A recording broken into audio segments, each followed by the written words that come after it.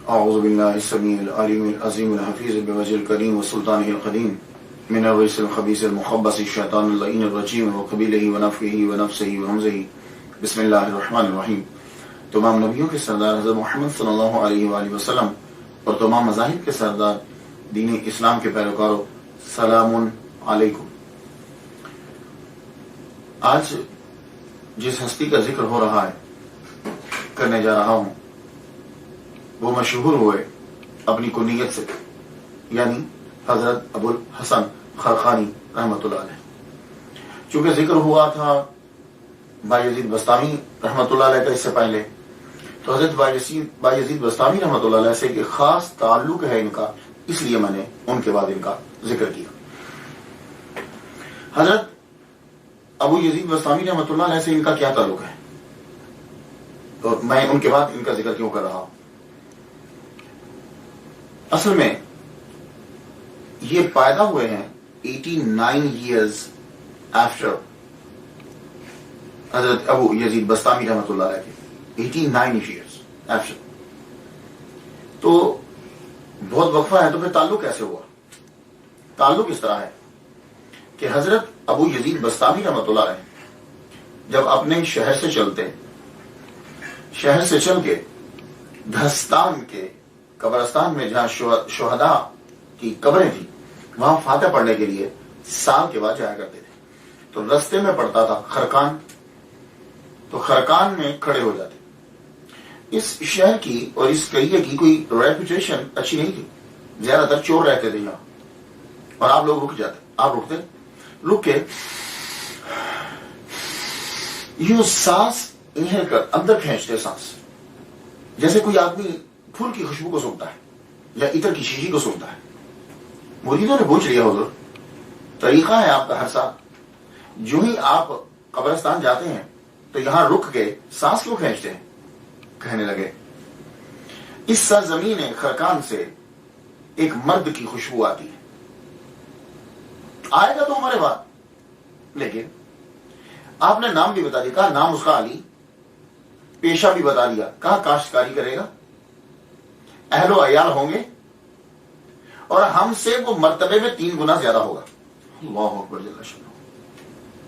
اور اس کا ذکر مولانا روم نے مثنوی شریف میں بھی کیا ہے، ایک پورا باب باندھا ہے، اور بالکل جو میں ترجمہ کر رہا ہوں وہ انہوں نے فارسی میں کہا ہے، اور یہی ہوا۔ اور ایک اور طریقہ، یعنی ایک اور طرح سے بایزید بستامی رحمۃ اللہ علیہ سے ان کا تعلق ابو الحسن خرقانی رحمۃ اللہ علیہ کا، وہ کیا ہے؟ وہ تعلق بایت کا تعلق جو ہے، اس سلسلے کا تعلق بنایا جاتا ہے۔ کہتے ہیں کہ خواجہ ابو الحسن مرید مولانا ترک توسی رحمۃ اللہ علیہ کے، اور وہ مرید ہیں خواجہ آرابی کے، اور وہ مرید ہیں خواجہ مغربی کے، اور وہ مرید تھے ابو یزید بستامی رحمۃ اللہ علیہ۔ تو یعنی اس طرح سے بھی ان کے ساتھ تعلق جو ہے وہ آپ کا جوڑ دیا گیا۔ حضرت ابو یزید بستامی رحمۃ اللہ علیہ کا وصال مبارک ہوا ہے 261 ہجری میں، اور ابو الحسن خرقانی رحمۃ اللہ علیہ پیدا ہوئے ہیں 350 ہجری میں۔ تو یوں ابو الحسن خرقانی رحمۃ اللہ علیہ 89 ایئرز بعد پیدا ہوئے۔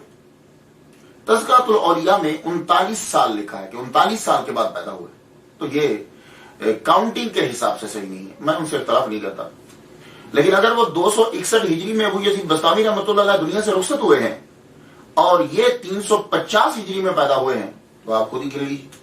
تو اس لیے میں جب بھی سن بیان کرتا ہوں تو میں عرض یہ کرتا ہوں، دیکھو بھائی اس کے اندر فرق ضرور ہوگا، کیونکہ یہ پرانی جتنی صدیاں گزری ہیں وہاں شروع کے سن پہ تو دھیان دیا ہی نہیں جاتا، جب وہ مشہور ہوتے ہیں تو تب ذرا سا دھیان دیا جاتا ہے۔ تو اس لیے اگر 1-2 سال فرق پڑتے ہیں تو آپ یہ نہ کہیں فلاں صاحب نے یہ لکھ دیا، انہوں نے غلط لکھا، اب ان کے خلاف فتوے لگانے شروع کر دیں، ایسا ہرگز نہیں۔ اس سے ہر ایک کی اپنی ریسرچ ہوتی ہے، اس ریسرچ کے مطابق وہ اپنے صحیح نتیجے پہ پہنچا ہوتا ہے۔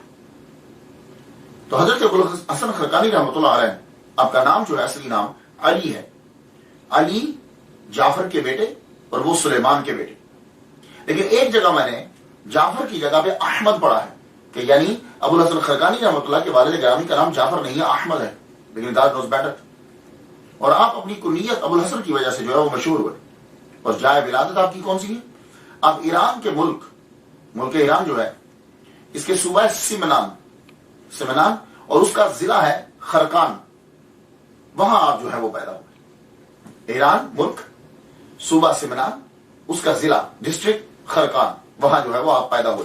350 ہجری میں آپ پیدا ہوئے ہیں اور 425 ہجری میں آپ کا جو ہے وہ وصال ہوا. تو معلوم ہوا کہ آپ کی ٹوٹل عمر جو ہے وہ 75 ایئرز ہے، 75 سال آپ نے اس زمین کے اوپر جو ہے وہ گزارے. میں جب بھی کبھی کسی ولی کی زندگی بیان کرتا ہوں تو سب سے پہلے میں یہ تلاش کرتا ہوں کہ انہوں نے تحصیل علم کہاں کیا. کیوں؟ اس لیے کہ ہمارا یہ دعویٰ ہے کہ ہمارے جتنے بھی اولیاء کرام ہیں کوئی بھی ان میں جاہل نہیں ہے. اللہ تعالیٰ نے جس کو اپنا دوست بنایا، جاہل کو دوست نہیں بنایا، اور جب دوست بنا لیا تو جاہل رہنے نہیں دیا. تو میں سب سے پہلے یہ تلاش کرتا ہوں کہ انہوں نے تحصیل علم کہاں سے کیا. تو ابو الحسن خرقانی رحمۃ اللہ علیہ نے قرآن اور حدیث کہاں سے پڑھی؟ تو آپ نے کسی بھی مدرسہ سے جا کر قرآن اور حدیث کا علم نہیں لیا. آپ مادر ذات ولی ہیں.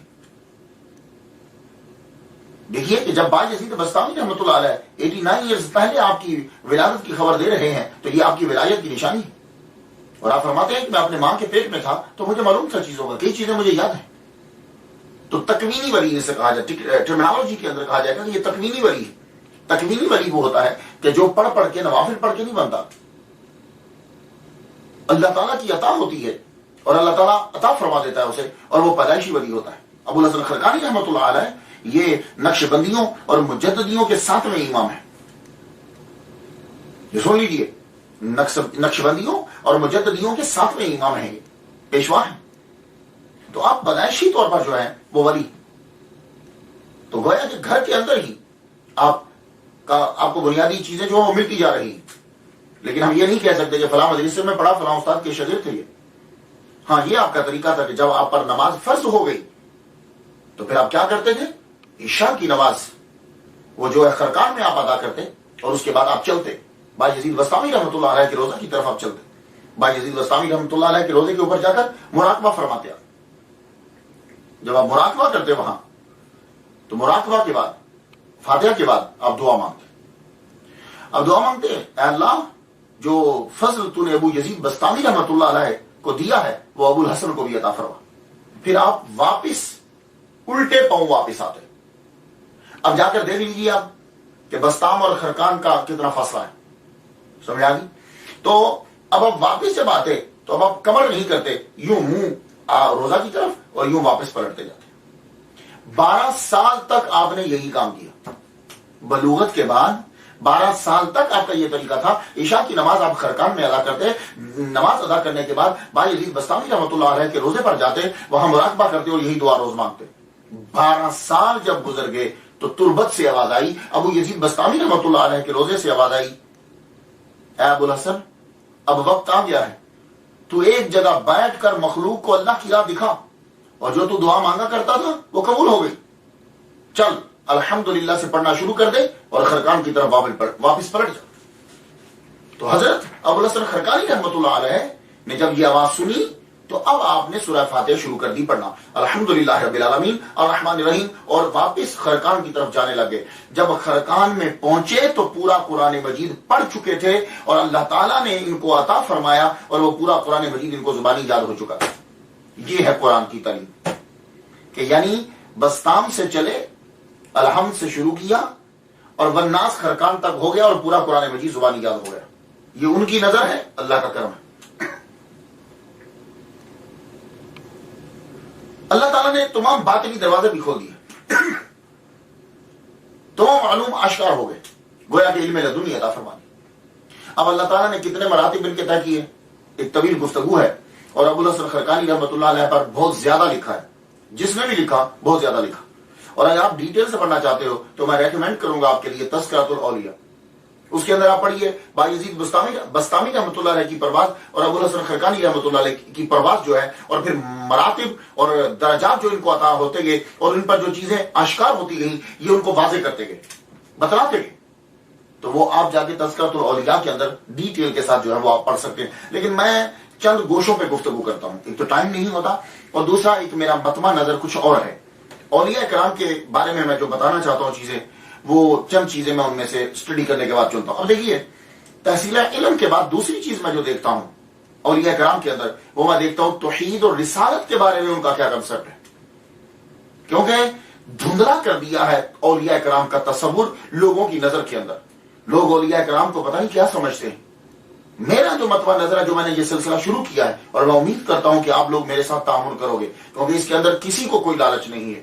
اللہ کی رضا کی خاطر ہم اولیاء کی سیرت کو دوسروں تک پہنچا رہے ہیں. توحید اور رسالت دوسرا عنوان میں لیتا ہوں ان کی زندگی سے. اب ابو الحسن خرقانی رحمۃ اللہ علیہ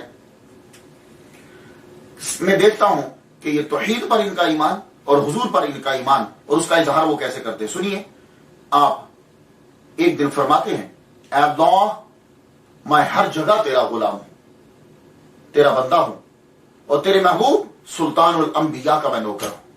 دونوں چیزیں آ گئی، دونوں چیزیں آ گئی. اللہ تعالیٰ کو کہہ رہے ہیں کہ میں تیرا بندہ، اور حضور سے کہہ رہے ہیں کہ میں آپ کا نوکر. اور پھر ایک جگہ فرمایا ہر شے کی انتہا ہے، ہر شے کی انتہا ہے. بعض جگہ کہ مجھے ہر شے کی انتہا معلوم ہو گئی، لیکن حضور صلی اللہ علیہ وآلہ وسلم کے مدارج کی کوئی انتہا نہیں. یہاں وہ تسلیم کر گئے کہ محمد مصطفیٰ صلی اللہ علیہ وسلم سب سے افضل ہے. حضور کے مدارج کی کوئی انتہا نہیں، اور اللہ کی مغفرت کی بھی کوئی انتہا نہیں. تو یہاں خدا تعالیٰ کو غفور و رحیم تسلیم کر لیا. اور پھر ایک جگہ یوں اقرار اور اظہار کیا، اور یہ بالکل رسالت پر ایمان، مکمل ایمان. کہتے ہیں کہ ابو الحسن اس قافلے میں شامل ہے جس میں سب سے آگے اللہ ہے، پھر میرے سردار، میرے پیشوا حضرت محمد مصطفیٰ صلی اللہ علیہ وسلم ہے، اللہ کا کلام، سنت رسول، پھر صحابہ اور فقہائے اعظم، اور وہ لوگ بہت ہی بانصیب ہیں جو اس مبارک قافلہ میں شامل ہیں. یہ سنتے جائیے گا، اور جب ان چیزوں کو آپ سن لیں تو پھر کبھی کسی کی بات مت سنیے گا کہ اس نے کہا کہ میں یہ نو. آپ کہہ رہے ہیں کہ میرے قافلے کا سردار سب سے آگے اللہ پاک ہے، اور مخلوق میں اللہ کے بعد محمد صلی اللہ علیہ وسلم، پھر صحابہ کرام، پھر فقہ.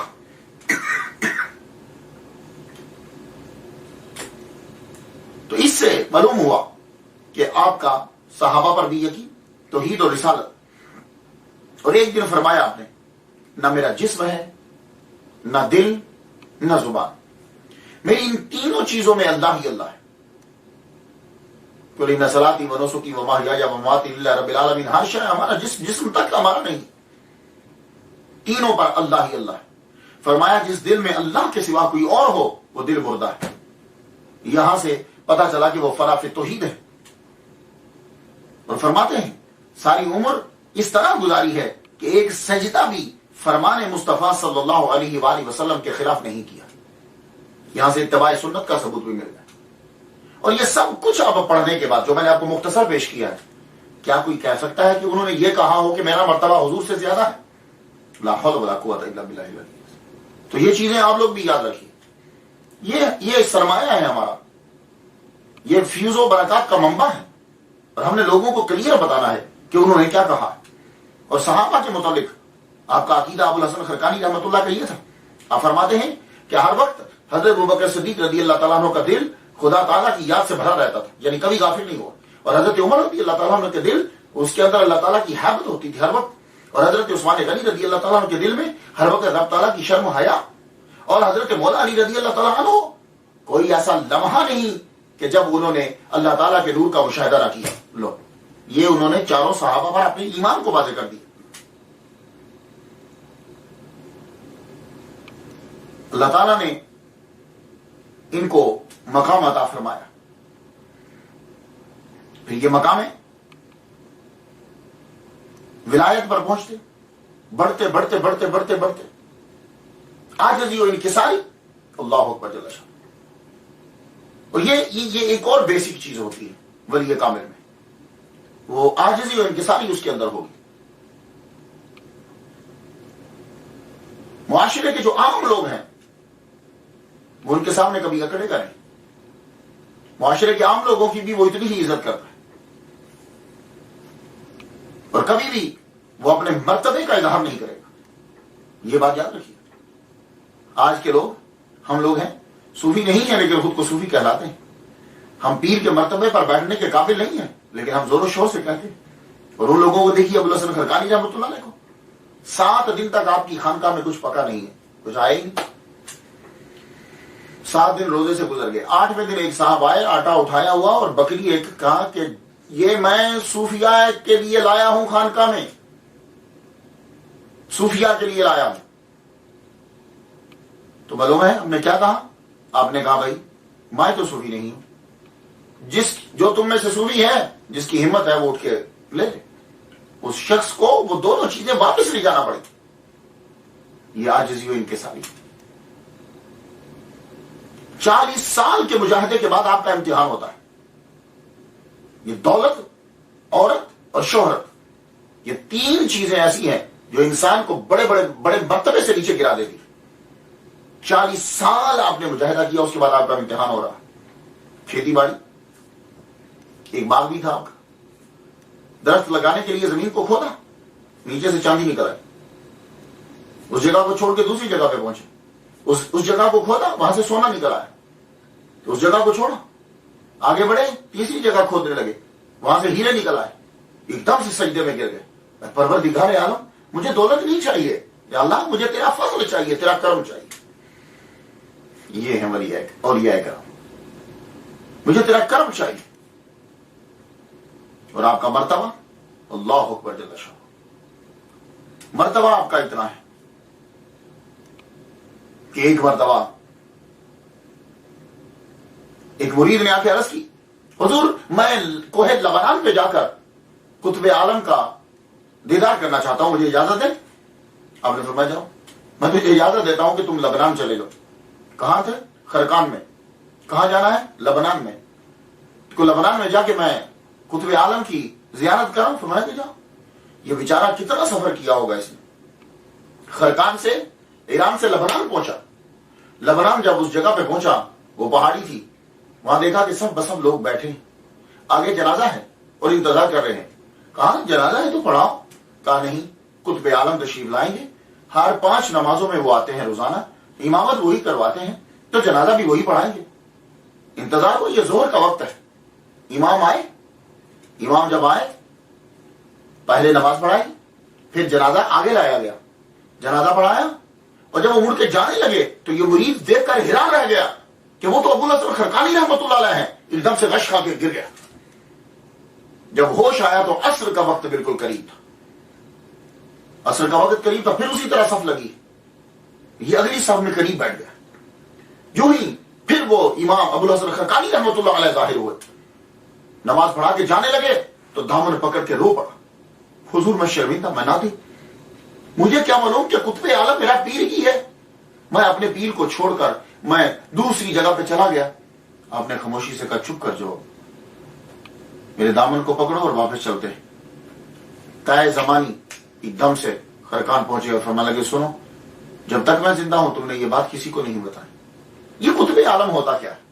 اب یہ اصطلاح ایک آ گئی, ایک نام آ گیا, تو بڑی تیزی کے ساتھ جلدی سے بتاتا جاؤں آپ کو. میں نے ابن عساکر میں پڑھا کہ 300 اولیاء, 30 ابدال, 7 اوتار, 5 اقطاب اور 1 قطب عالم.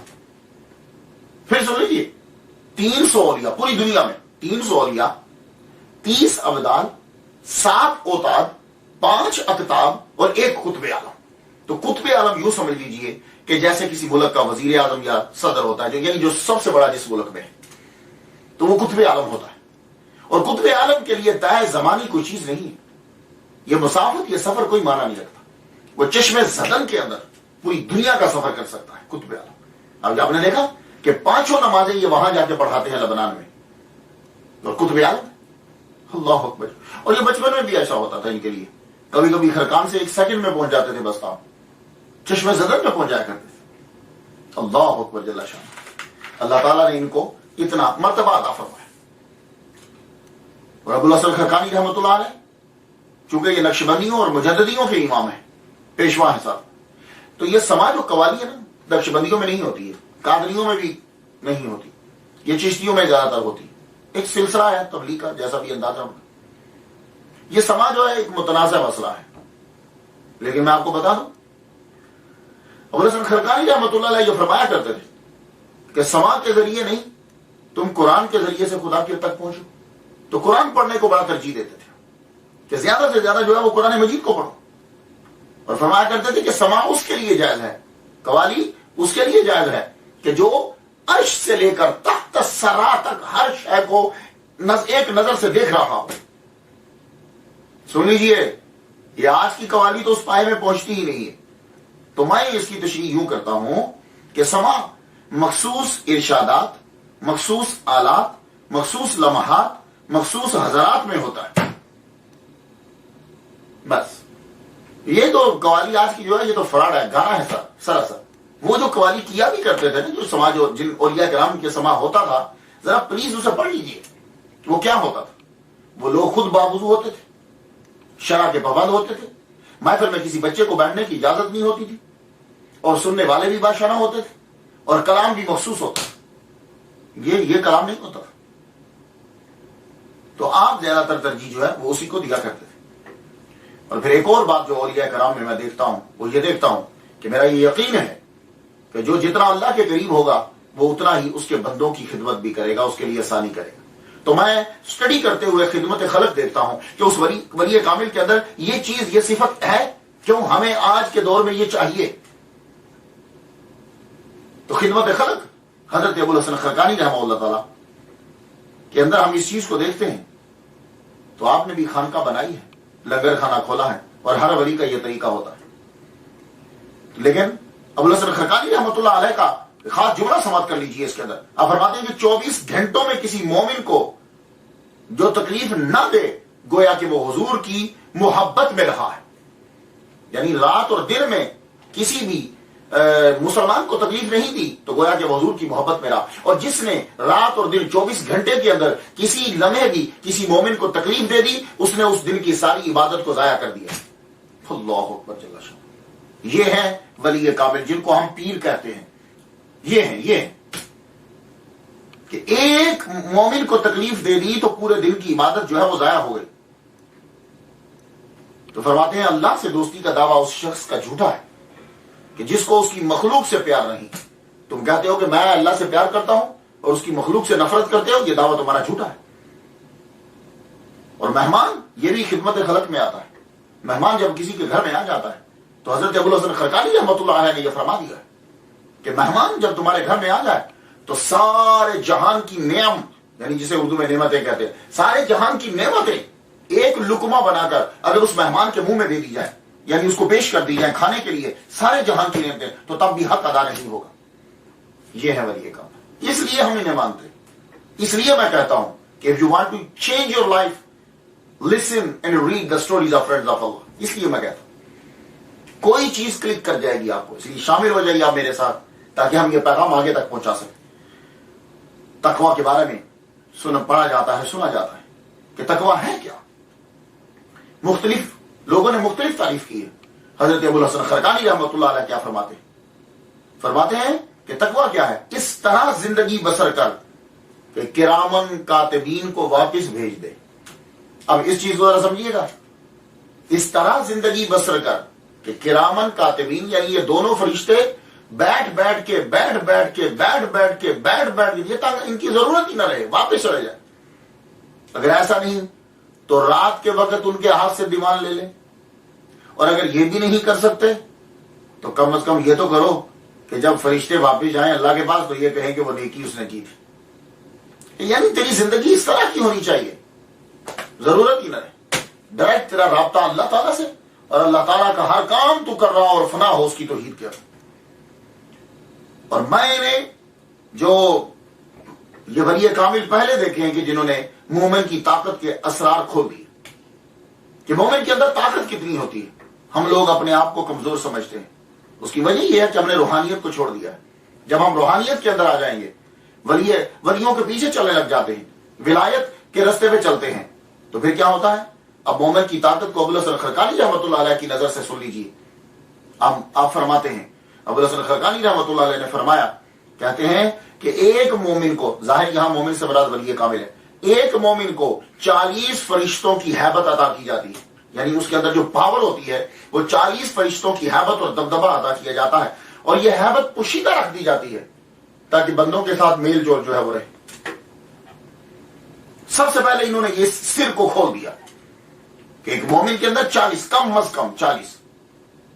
اور آپ نے فرمایا یہ ابو الحسن خرقانی رحمۃ اللہ علیہ مجددیوں اور نقشبندیوں کے ساتھ میں پیشوا کہتے ہیں کہ 3 جگہیں ایسی ہیں کہ فرشتے ہیبت کھاتے ہیں، یعنی ڈرتے ہیں، خوف کھاتے ہیں. کس سے؟ ہم سے، آپ سے، ہم لوگوں سے نہیں. یہ ولی کامل کی بات ہو رہی. پہلی جگہ ملک الموت جب وہ جان لینے آتے ہیں، دوسری یہ کرامن کاتبین لکھتے ہوئے، اور تیسری جگہ منکر نکیر سوال کرتے ہوئے خوف کھاتے ہیں ولی کامل سے، مومن سے. اب پھر وہی مسئلہ آ گیا کرامت کا. آپ بھی سچے اور سچے اولیاء کی طرح کرامت دکھانے سے بھاگتے ہیں. فرماتے ہیں کہ اللہ نے مجھے بڑی طاقت عطا فرمائی، مگر لوگوں پر روب جمانے کے لیے کرامت کا اظہار میں نہیں کرتا. دیکھ لیا آپ نے، آج کل لوگ فوراً ذرا کوئی خواب آیا نہیں تو صبح بتایا نہیں تاکہ لوگوں کے اوپر اثر پڑے، اور کرامات لکھتے جاؤ. تو فرماتے ہیں میں کرامت کا اظہار نہیں کرتا. کبھی کیوں؟ کیونکہ جو ظہور کرامت کی خواہش رکھتا ہے اس پر اللہ کرامت کے دروازے بند کر دیتا.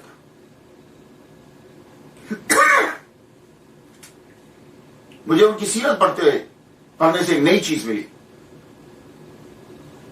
700 ہجری کے بعد زیادہ یہ چیز دیکھی گئی. وہ کیا ہے؟ خضر علیہ السلام سے ملاقات کرنا.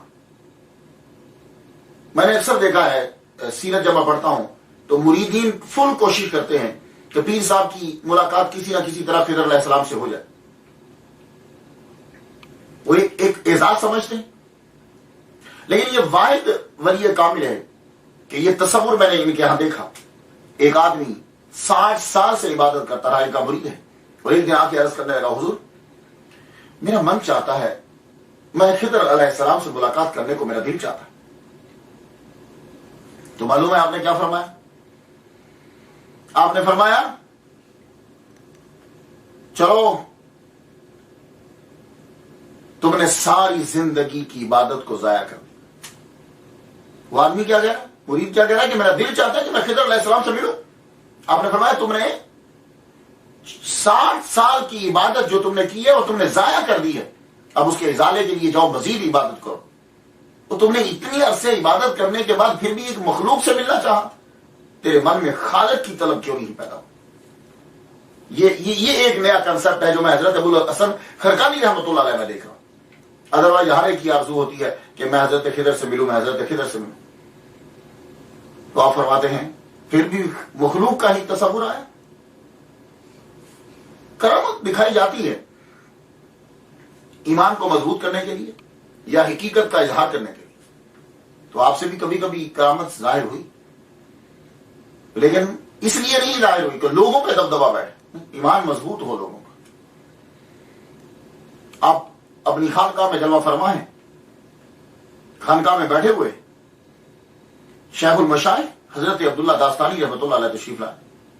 جب وہ خانقاہ میں آئے انہوں نے آتے ہی کیا کیا؟ مریدین بیٹھے ہوئے، ان کے سامنے تشت پڑا ہوا ہے، تشت ٹرے، اس میں پانی ہے.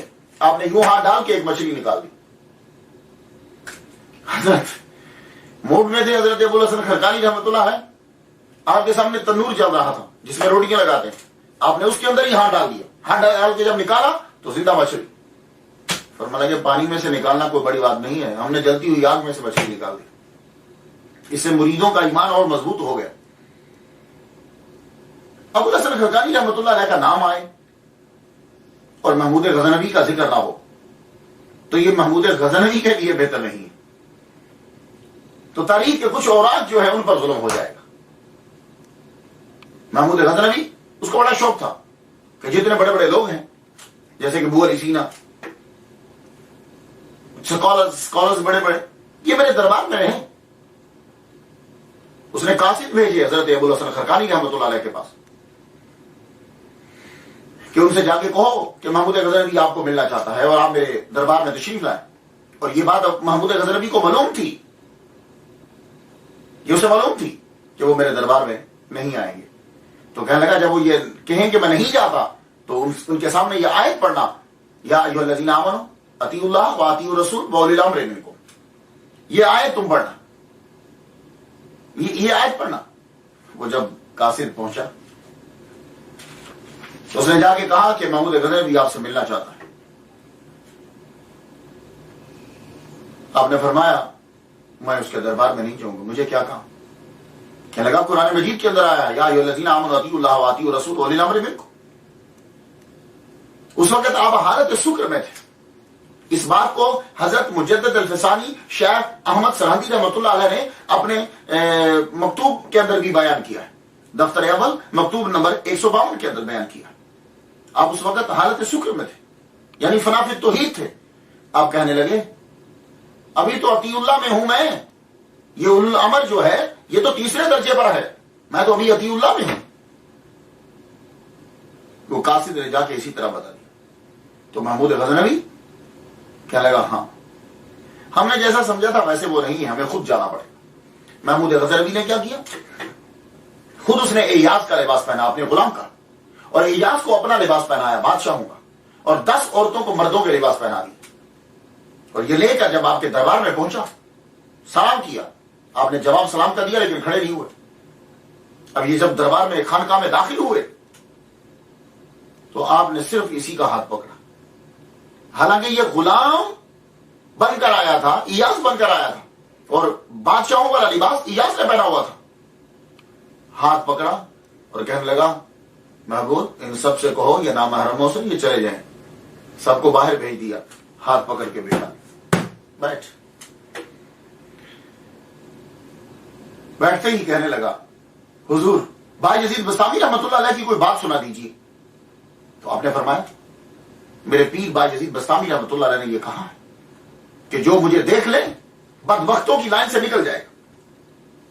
تو کہنے لگا محمود غزنوی کہتا ہے یہ تو پھر حضور سے بھی رتبہ بڑھ گیا کہ حضور کو ابو جہل نے اور ابو لہب نے دیکھا لیکن وہ بدبخت کے بدبخت رہے۔ اس وقت جلال آیا آپ کو۔ ابو الحسن خرقانی رحمہ اللہ فرمانے لگے حد ادا، اپنی بساط میں رہو اور اپنی اوقات میں رہو۔ ابو جہل اور ابو لہب محمد صلی اللہ علیہ وسلم کو دیکھا ہی نہیں۔ وَتَرَاهُمْ يَنْظُرُونَ إِلَيْكَ وَهُمْ لَا يُبْصِرُونَ، سورہ اعراف۔ اور تو ان کو دیکھتا ہے کہ وہ چشم ظاہر سے تیری طرف دیکھتے حالانکہ چشم بصیرت سے تجھے نہیں دیکھتے۔ اس آنکھ سے دیکھ رہے ہیں، چشم بصیرت سے نہیں دیکھتے۔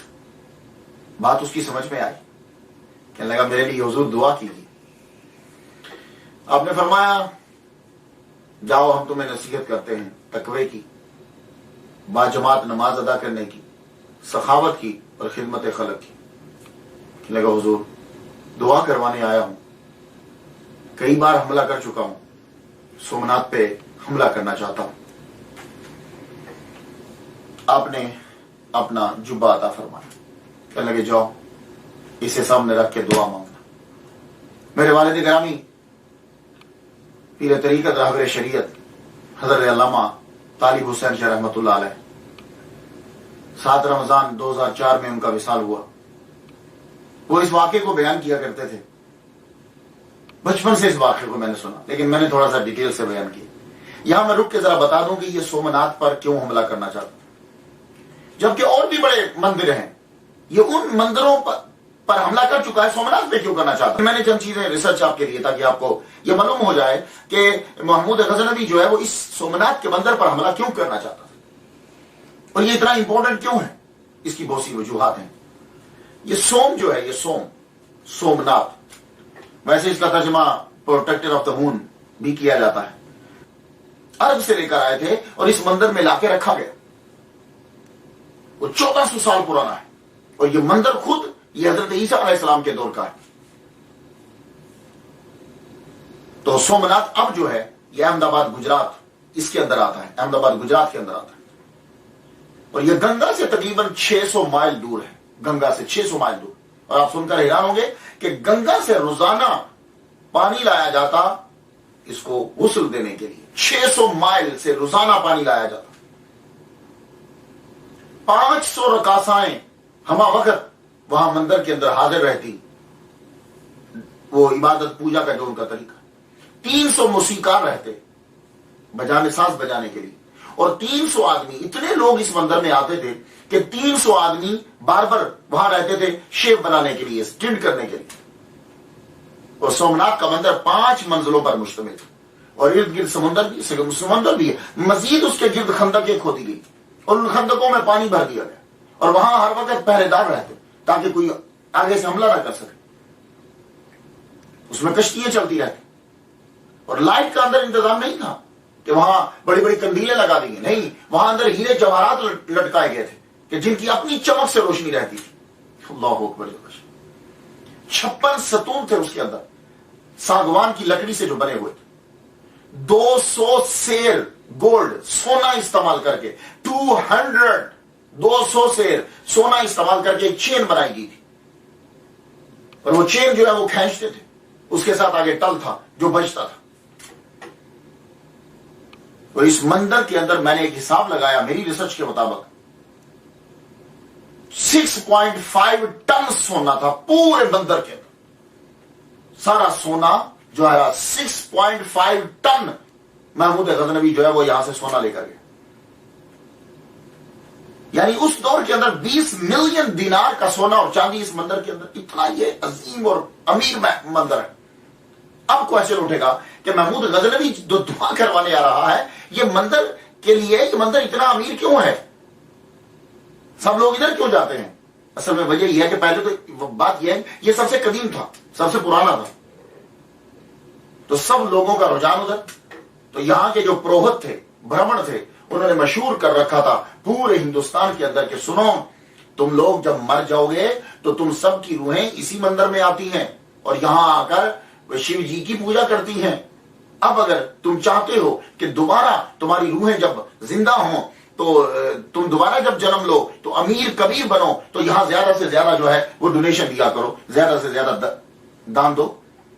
تو اب لوگ جو ہیں وہ امیر بننے کے لیے دوبارہ جب پیدا ہوں تو امیر ہوں تو پھر وہ چاندی دیتے، سونا دیتے، اور بڑے بڑے راجا جو تھے، مہاراجا اور راجا، وہ وہاں آ کر جواہرات دیتے اور لونڈیے تک جو ہے وہ اس مندر میں بھیجا کرتے تھے. اب آپ لوگ سمجھ گئے ہوگے سومناتھ کے مندر میں اتنا پیسہ کیوں تھا. اور پھر ان کی ٹیکنیک انہوں نے عجیب استعمال کی تھی. وہ شیو جی کا جو لنگ ہے، اب یہ لنگ کی ریسرچ آپ بھی جا کے کیجئے گا کہ کیا ہے. وہ شیو جی کا لنگ انہوں نے اس طرح ہوا میں معلق کیا ہوا تھا کہ عام آدمی دیکھ کر حیران ہو جاتا تھا کہ یہ بغیر کسی چیز کے کیسے ہے. تو وہ زیادہ سے زیادہ اور دیتے تھے. اور اصل میں بات یہ تھی کہ ارد گرد انہوں نے مقناطیس لگایا ہوا تھا اور اس کے اندر لوہے کا استعمال تھا اور وہ چاروں طرف سے کشش برابر تھی، تو وہ ہوا کے اندر یوں تھا، تو لوگ سمجھتے تھے کہ یہ شیو جی کے لنگ کی برکت ہے. اور آج بھی آپ جا کے دیکھ لیجئے اس لنگ کے اوپر بالکل ایک چاندی کی بنائی ہوئی یوں، اور اس میں دودھ ڈالتے ہیں، نیچے ہلکا سا سراغ ہے، وہ ہر وقت اس کے اوپر دودھ جو ہے وہ گرتا رہتا ہے. اور یہ لوگ وہاں پھول ڈالتے ہیں، کھانا ڈالتے ہیں، ایک دفعہ ڈال کے پھر دوبارہ ڈالتے ہیں، پھر وہاں سے لے کے آگے جاتے ہیں اور یوں لگا کے چومتے بھی رہتے ہیں. وہ لنگ کی جا کے آپ ریسرچ کر لیجیے گا وہ لنگ اصل میں ہے کیا. تو یہ مندر جو ہے، تو وہ مندروں کو اس لیے نہیں حملہ کرتا تھا محمود غزنوی کہ یہ عبادت خانے ہیں، نہیں. اصل میں وجہ یہ تھی کہ اس دور کے اندر جتنے بھی مندر تھے وہ سیاسی مرکز ہوتے تھے، وہیں سے احکامات جاری ہوتے تھے اور وہیں سے کنٹرول کیا جاتا تھا ملک کو. یہ خبر پورے ہندوستان میں پھیلا دی گئی کہ تمہارے جو مندر گرائے گئے ہیں وہ اس لیے کہ سومناتھ کا بھگوان جو ہے وہ تمہارے لیے تم سے ناراض تھا. ہم دیکھتے ہیں کہ کس طرح بڑھتا ہے محمود اس کی طرف. وہ اگر یہاں آئے گا تو بھسم ہو جائے گا. اب محمود غزنوی نے حملہ کیا اور ابو الحسن خرقانی رحمۃ اللہ علیہ کے کرتے کو لے گیا. وہ کوشش کرتا ہے لیکن حملہ نہیں کر پاتا، بڑا مشکل ہو گیا. پھر اس نے ایک رات یوں کرتا کو رکھا اور کرتا سامنے رکھ کے دعا مانگتا ہے، پروردگار عالم اپنے اس بندے کے کرتے کے صدقے سے مجھے فتح عطا فرما.